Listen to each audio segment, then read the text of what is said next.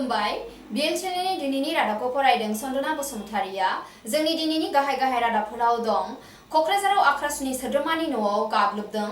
सारअन्थाइ गोग्लैनायनि जाहोनाव कसुगावआव सागु सुबुंफोरा गोब्राबै जखम जादों आरो गसाइगावआव सासे सिख्लाखौ लांखारनानै बुथारनो नाजानाय जाथाया नुजाथिदों। दानिया फैदो गुबै रादाबाव। दुलाराय कच राजबंसि फरायसा आफाद सुंद'यै आख्रासुआ बङाइगावआव मोनसे आफादारि मेल खुंनाय समनि गेजेरावनो सनिबारखालि थामहिनबा 14 अक्ट'बरखालि आख्रासुनि बारग' आफादगिरि अबिराम रायनि न'आव सिनाय मोनै दुथां सुबुंफोरा गाग्लोबनाय जाथायै नुजाथियो। जाथायनि बागै मिथिनो मोननाय बायदिब्ला सिनाय मोनै दुथां सुबुंफोरा गिबियावनो रायखौ लांखारनो नाजादोंमोन। नाथाय लांखारनो नाजानायाव फेलें जानायनि उनाव दुथांफोरा गारि आरो न'नि गोबां मुवा बेसादफोरखौ खहा खालामो। दुथांफोरा गाग्लोबनायाव अबिराम रायआ खुनुरोखोमै न'नि गंसे खथायाव हाबखोमाना थानो हानायाव जिउ रैखा मोननो हायो। साननि समावनो बेबायदि जाथाया नुजाथिनायाव गासै कक्राझार जिल्ला नाङैनो दुंहाव थासारि सोमजिदों।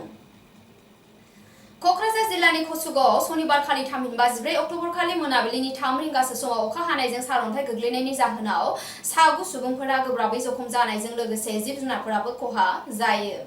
बे सारअन्थाइ गाग्लिनायाव रामपुर गामिनि सन्जीब राभा, सारथि राभा, रिमला राभा, मेरि राभा, नबीनगर गामिनि हिरा राभा, सोगोमसार बसुमतारी, आशा बसुमतारी, रबिराम ब्रह्म आरो दन्दि ब्रह्म मोनहा गोब्राबै जखम जानो गोनां जायो। जोखोम जानाय सुबुंफोरखौ कसुगाव देहा फाहामसालियाव दासान्दि फाहामथाय होगासिनो दङ होननानै मिथिनो मोननाय जादों। बे सारअन्थाइ गोग्लैनायनि जाहोनाव मासे मोसौनि जिउ खहा जायो होननानै मिथिनो मोननाय जादों। गसाइगावनि सासे सिख्लाखौ थांनाय बृहस्पतिबारखालि थामहिनबा 14 अक्ट'बरखालि लांखारनानै बुथारनो नाजानाय जाथाया सोराङाव फैदों। जाथायनि बागै मिथिनो मोननाय बायदिब्ला गसाइगाव पुलिस थानानि सिङाव थानाय पद्मबिल गामिनि थागिबि रेंगा मुर्मुनि फिसाजो 21 बोसोर बैसोनि एलियाना मुर्मुखौ थांनाय बुधबारखालि फुंनि 10 रिंगासो समाव साब्रै सुबुंनि दुथां हान्जाया गोसोम गाबनि गंसे भेनाव लांखारनानै सोनाब बंग'नि कामाख्यागुरिसिम लानानै थांनायजों लोगोसे लामा गेजेराव गारि सिङाव सिख्लाखौ देहायारि गाग्लोबनायजों लोगोसे बुथारनो नाजायो। नाथाय सिख्लाया खुनुरोखोमै जिउ रैखा मोननो हायो। उनाव जखम जानाय सिख्लाखौ गसाइगावनि आरएमबि देहा फाहामसालियाव थिसनहैनाय जायो। गुबुन फारसेथिं बे जाथायखौ सिख्लानि असे बिगुमै एबा गसाइगाव महकुमानि सिङाव थानाय 2 नं साबखाथा गामिनि थागिबि निरन्जन मार्डिया खालामहैदोंमोन होननानै मिथिनो मोननाय जादों। माखासे सम सिगांनिफ्रायनो एलियानाखौ जुलि लानायनि खोथा बुंबोदोंमोन आरो बियो गावजों जुलि लायाब्ला जिउ फोजोबनोबो हुमखि होदोंमोन होननानै निरन्जन मार्डिनि हेंथायै अजदबो सिखारदों।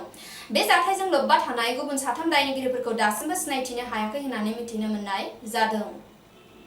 गुबुन फारसेथिं बे जाथायनि बागै गसाइगाव पुलिस थानायाव मिथिहोनायनि उनाव संदाननायनि गेजेरजोंबो गाहाय दायनिगिरिफोरखौ पुलिस हमनो हायाखै होननानै मिथिनो मोननाय जादों। रादाबखौ फोजोबनायनि सिगां गाहाय रादाबफोरखौ आरोबाव खेबसे फरायफिनदों। कक्राझाराव आख्रासुनि सोद्रोमानि न'आव गाग्लोबदों। सारअन्थाइ गोग्लैनायनि जाहोनाव कसुगावआव सागु सुबुंफोरा गोब्राबै जखम जादों आरो गसाइगावआव सासे सिख्लाखौ लांखारनानै बुथारनो नाजानाय जाथाया नुजाथिदों। बेजों लोगोसे जोंनि रादाबा एसेनोसै। गोजोन्थों।